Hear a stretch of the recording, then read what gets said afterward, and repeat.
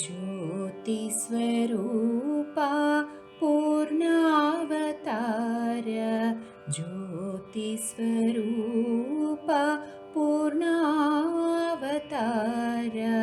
पावकोज्ज्वल रमणीश्वर पावकोज्ज्वल रमणीश्वर आत्मा राम महाभाग आत्मा राम महाभाग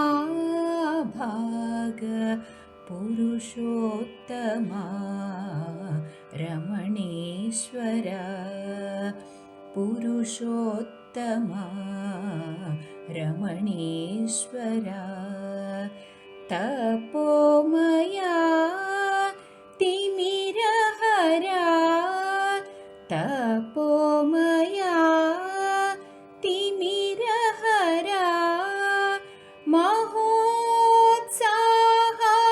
रमणीश्वर महोत्साह रमणीश्वर त्रिगुणातीत सुकुमार त्रिगुणातीत सुकुमार कृपापूर्ण रमणीश्वर कृपापूर्ण रमणीश्वर ज्योतिस्वरूपा पूर्णावतार पावकोज्ज्वल रमणीश्वर आत्मा राम महाभाग पुरुषोत्तमा रमणीश्वर तपोमया तिमिरहरा महोत्साह रमणीश्वर त्रिगुणातीत सुकुमार कृपापूर्ण रमणीश्वर ज्योतिस्वरूपा पूर्णावतार पावकोज्ज्वल रमणीश्वर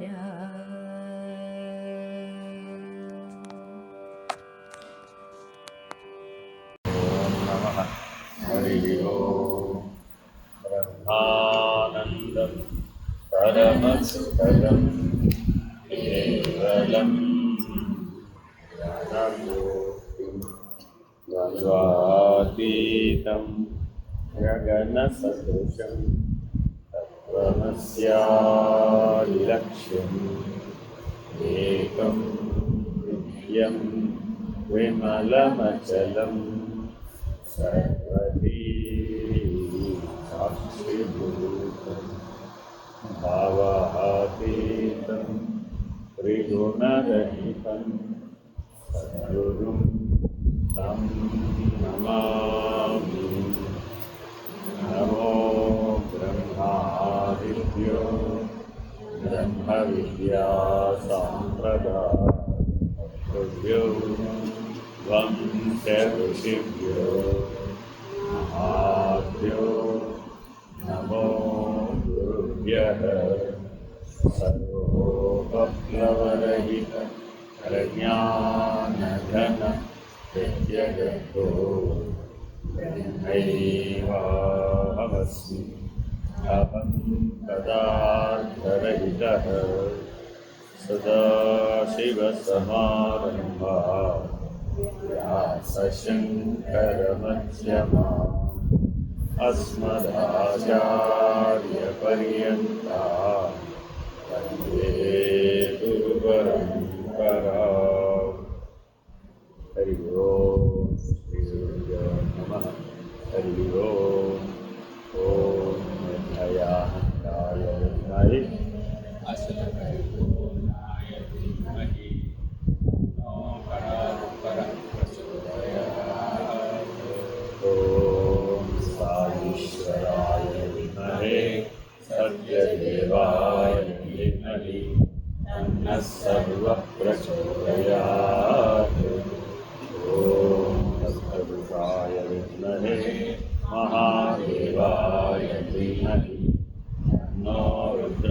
प्रचोदयात्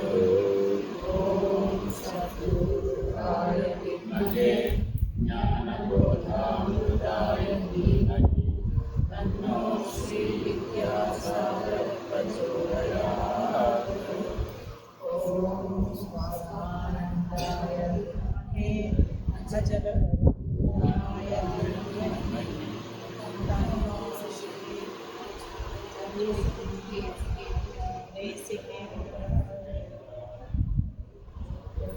हरि ओम श्रीगुरुभ्यो नमः हरि ओम ప్రేమ దర్శనము అనబడే నారద భక్తి సూత్రాలు విచారణ చేస్తున్నాం. 36వ సూత్రం. ఈ సూత్రాన్ని అనుసరించి భగవాన్ బాబా వారు పూర్వం కూడా అఖండ భజన అనేటటువంటి కార్యక్రమాన్ని చేపట్టారు. ఆ అఖండ భజనకి వెనక ఉన్నటువంటి మౌలిక సూత్రం ఇదే. దీన్నే పూర్వకాలంలో సనాతన ధర్మంలో ఏకాహమని ఒక రోజంతా రామనామ సంకీర్తన చేసేవాడు. పూర్వకాలంలో కృష్ణనామ సంకీర్తన, రామనామ సంకీర్తన, అదే కార్తీక మాసం అయితే శివనామ సంకీర్తన. ఈ ఏకాహములు ఆచరించే విధానం మనకి పంచో ఉంది. అలా ఎవరికి చేతనైన భజనలు వారు పాడతారంటే కేవలం ఒక్క భగవంతుడి గురించే, ఒక రాముడి గురించో, కృష్ణుడి గురించో పాడాలనే నియమం లేదు. ప్రారంభంలో చివరిలో పాడతారు, మధ్యలో అన్ని రకాల దేవుళ్ళ భజనలు పాడతారు. ఇప్పుడు ఏదో అయ్యప్ప భజనలు, ఏదో భవానీ మండళ్ళు, ఏదో భవానీ దీక్షలు, చాలా దీక్షలు వచ్చినాయి అనుకోండి.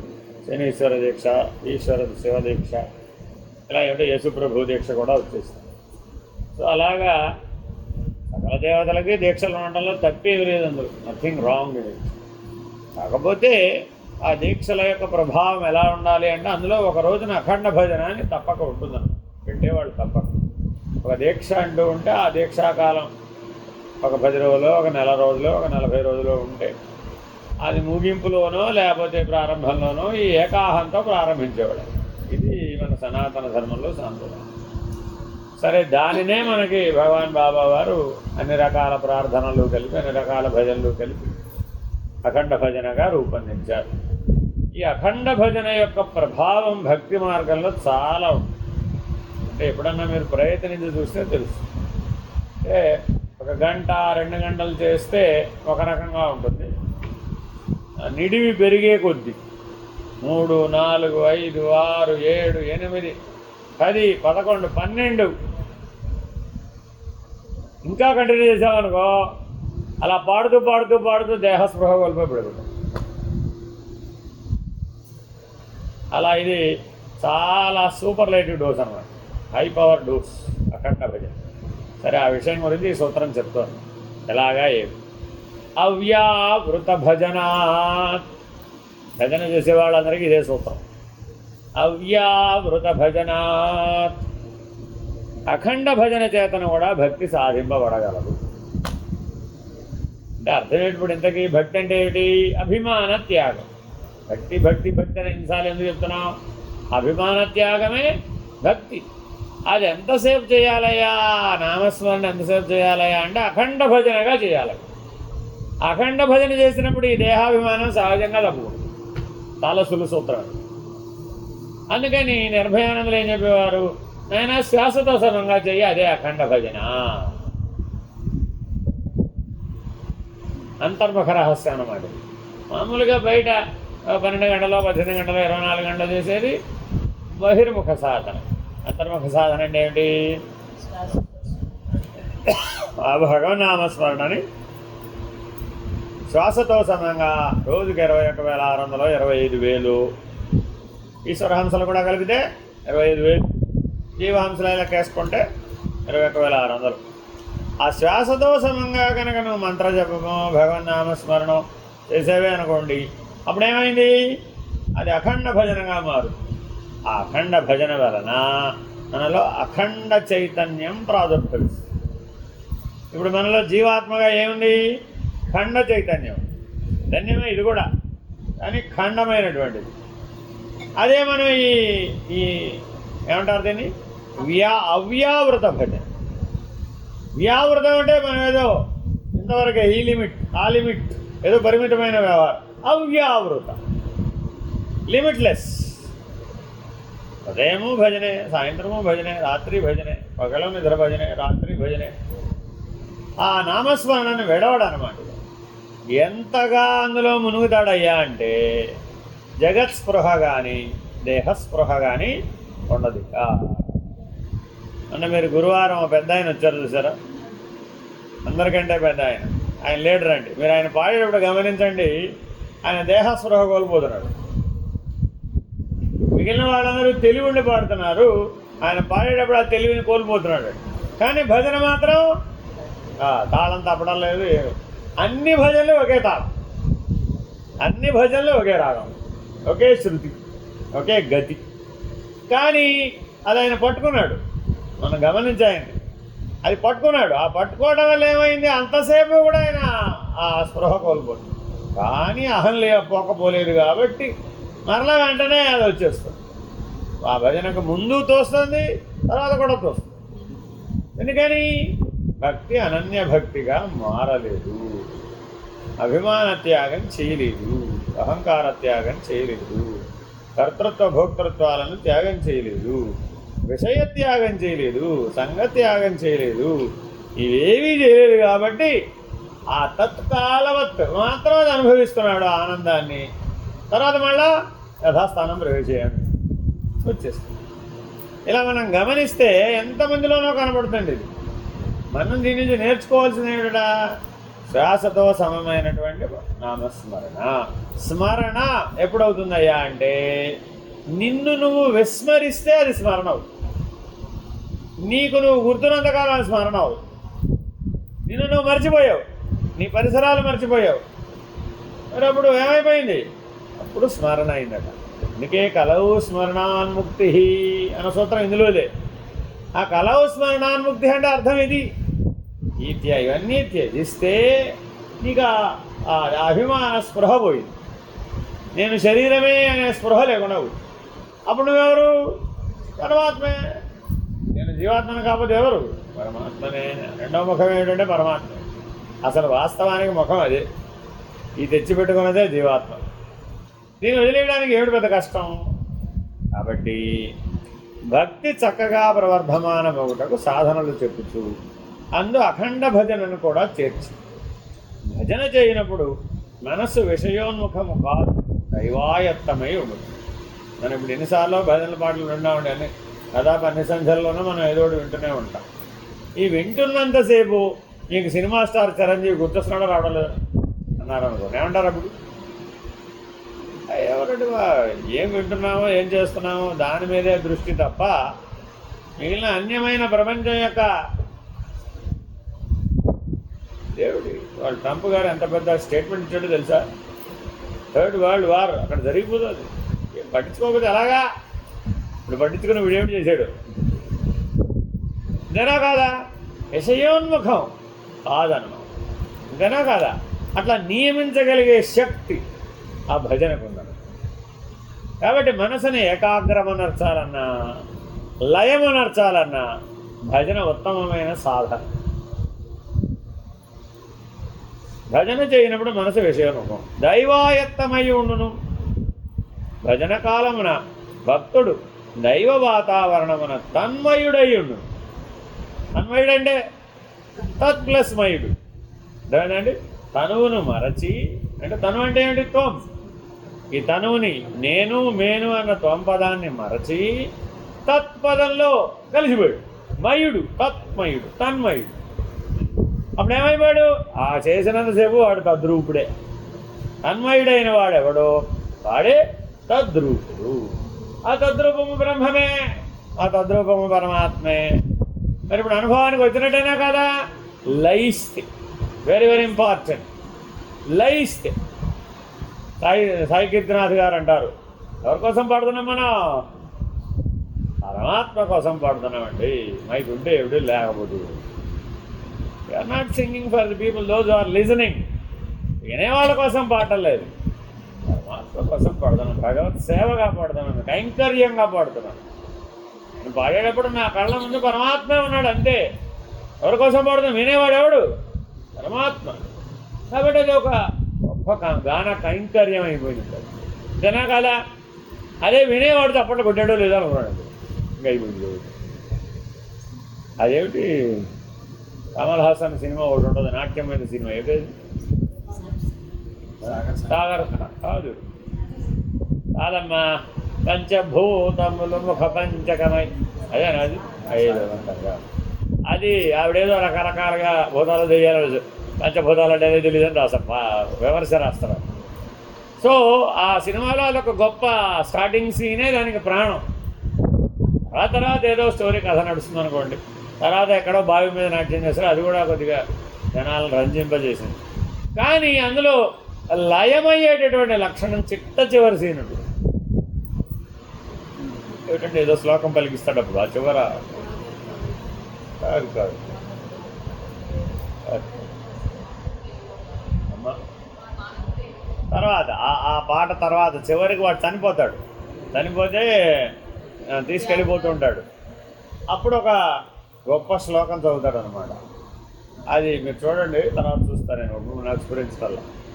అది ఆ సినిమాలో ప్రాణప్రదమైనటువంటి కర్టెన్ రైజర్ మొదట్లో ఉంది, చివరి శుభం కార్డులో కూడా ప్రాణప్రదమైన సీన్ ఉంది. ఆ రెండు సీన్ల వల్ల ఆ సినిమా హిట్ అయిపోయింది. మిగిలినంతా ఒకటిదే, అంతా రిసార్ట్ వర్గాలే, అంతకుముందు అందులో లేదు ఆ మధ్యలో. సో ఎక్కడో ఒకచోట ఆ దివ్యత్వాన్ని స్పృశించే లక్షణం ఆ విశ్వనాథ్ గారికి. ఆ మొత్తం మీద ఎక్కడో ఒక చోట స్పృశిస్తాడు. మిగిలిన వాళ్ళేమో పూర్తిగా కమర్షియల్ అనుకోండి. సరే, ఏదో కళా తపస్వి అనడానికి ఆయనకే అది పనికొచ్చింది. కానీ అల్టిమేట్గా నీవు లయస్థితిని పొందకుండా, నీవు నిస్పృహని పొందకుండా, చింతాశోక వివర్జిత కాకుండా నీవు ఈ భక్తి అనే సిద్ధిని అందజాలవు. అయితే ఆ నిస్పృహకి, ఆ చింతాశోక వివర్జితం అవ్వడానికి ఈ భజన ఉత్తమ సాధన. సరే, అహర్నిశములు మనుజుడు ఎన్నో కార్యములను చేస్తున్నాడు. వానినన్నింటినీ భగవత్ స్మృతితో చేసినచో నిరంతర భజన అవును. ఎలా నిరంతర భజన అవుతున్నాడా? ఏ పనైనా చెయ్యి, తెలివి మాత్రం ఎక్కడ ఉండాలి? అక్కడే తెంపు లేని దైవ భావన ఆధారం అవుతుంది. ఆ దైవ భావన ధార చేత, ఆధార కాదు, దైవ భావన ధార అంటే ఏమిటి? ఒక ధారగా పడుతుంది నీళ్ళు, లేకపోతే ఘృతమో నెయ్యో ఆజ్యమో పాముల్లో వేస్తున్నామండి. ఎలా వేస్తున్నాం? అవిచ్ఛిన్న తైల ధార అంటున్నాం కదా. అలాగే త్రెంపు లేని దైవ భావన ధార, దాని చేత అఖండ దైవ స్మృతి. మన దగ్గర ఆల్రెడీ బోల్డ్ స్మృతులు ఉన్నాయా లేదా? ఎందుకో ఉపమానం చెప్తారండి.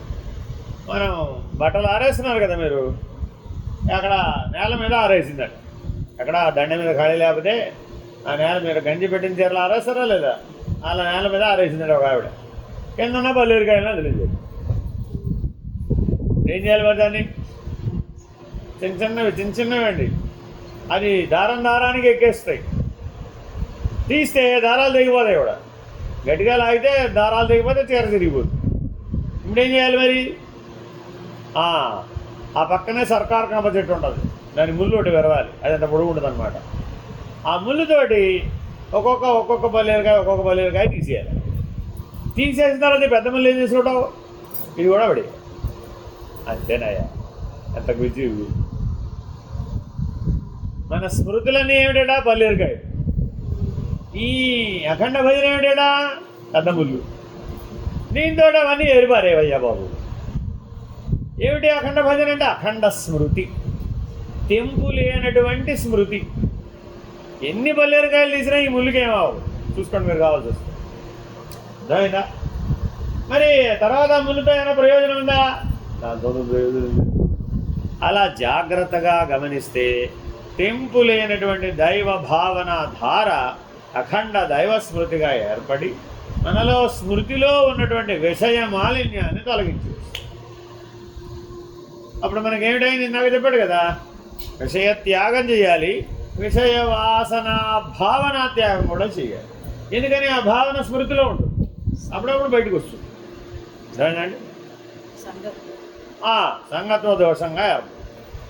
అప్పుడు మనసునందు విషయమాలిన్యము ప్రవేశించుటకే అవకాశము లేదు. ఎవరైతే ఈ సాధనను కొనసాగిస్తారో వాడికి అసలు ప్రపంచం తోచే అవకాశం లేదు, విషయమాలిన్యం మనసులో ప్రవేశించే అవకాశం లేదు.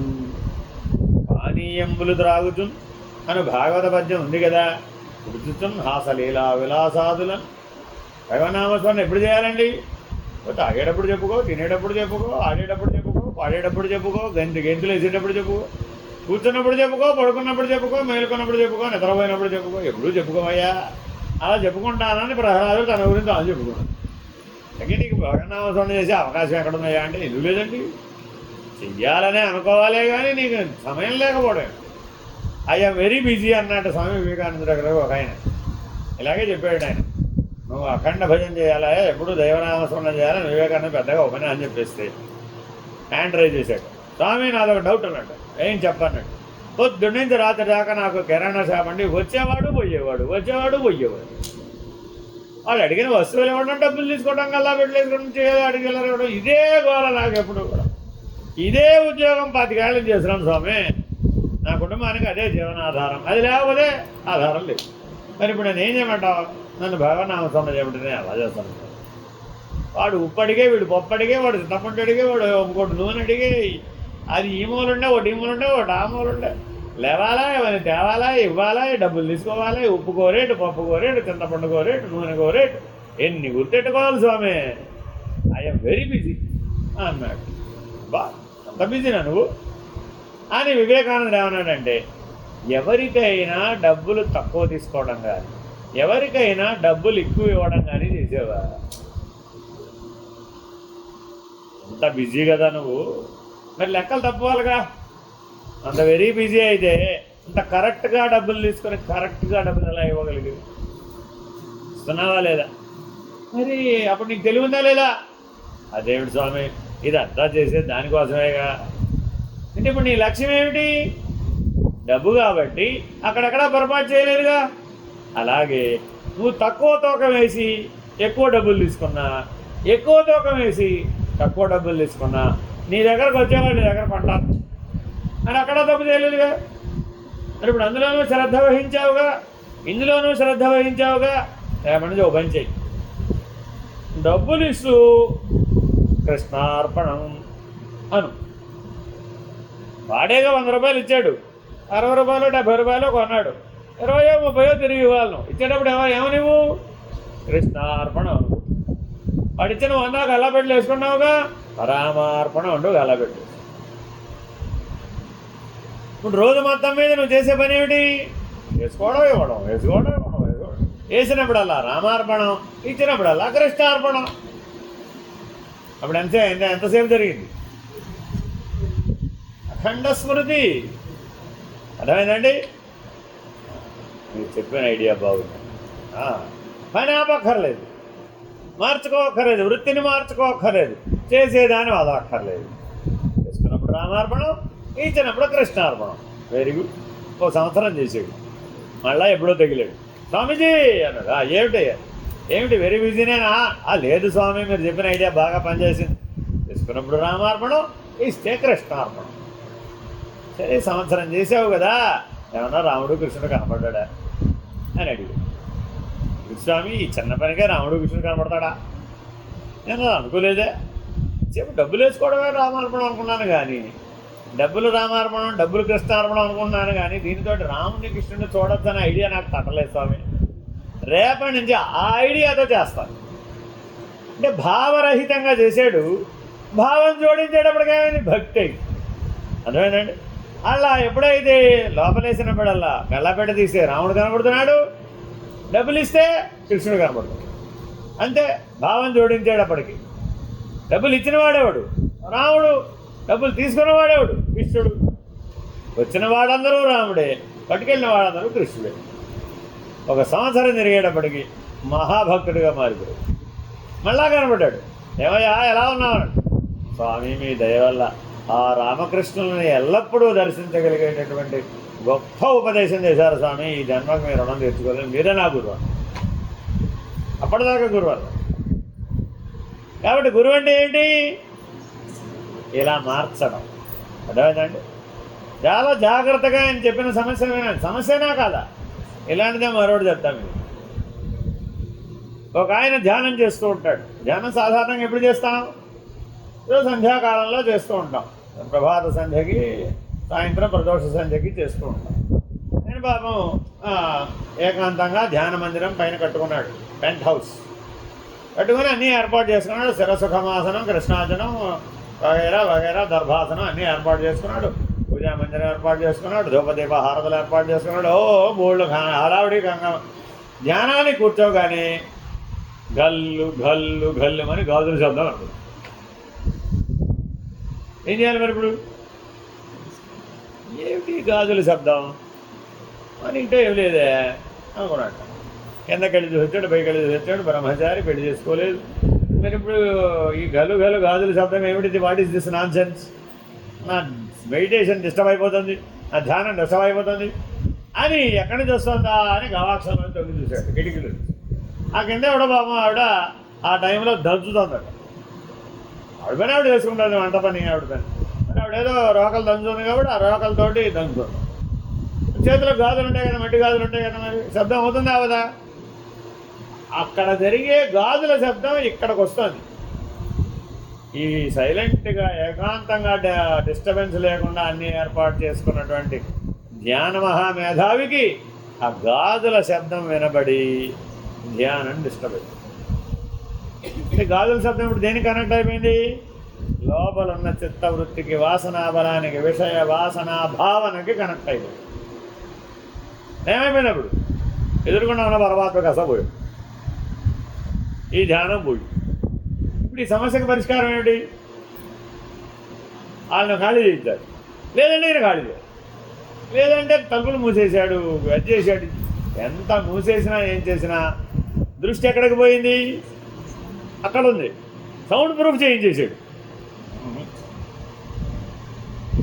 సౌండ్ ప్రూఫ్ చేస్తే వినపడదు కదా. ఆవిడ నచ్చుతుందంట, వినపడలేదే. మళ్ళీ వెళ్ళి చూసాడు, ఆవిడ పని ఆవిడ చేస్తాడు. అరే రే. ఇప్పుడు ఏమైపోయింది? పూర్తిగా దృష్టి ఆవిడ దాంతో గాజుల ధ్యానం మీద. అంటే మన ధ్యానం డిస్టర్బ్ అయిపోవడానికి ఎంత చిన్న కారణమైనా దీనికి పరిష్కారం కనుక్కోలేదు. వేయలేడు స్వామి వివేకానంద. స్వామికి చెప్పుకున్నాడు ఈ సమస్య. స్వామి, ఎంతో కష్టపడి, ఎంతో దీర్ఘమైన ప్రణాళికతో చాలా ఏర్పాటు చేసుకున్నాను స్వామి.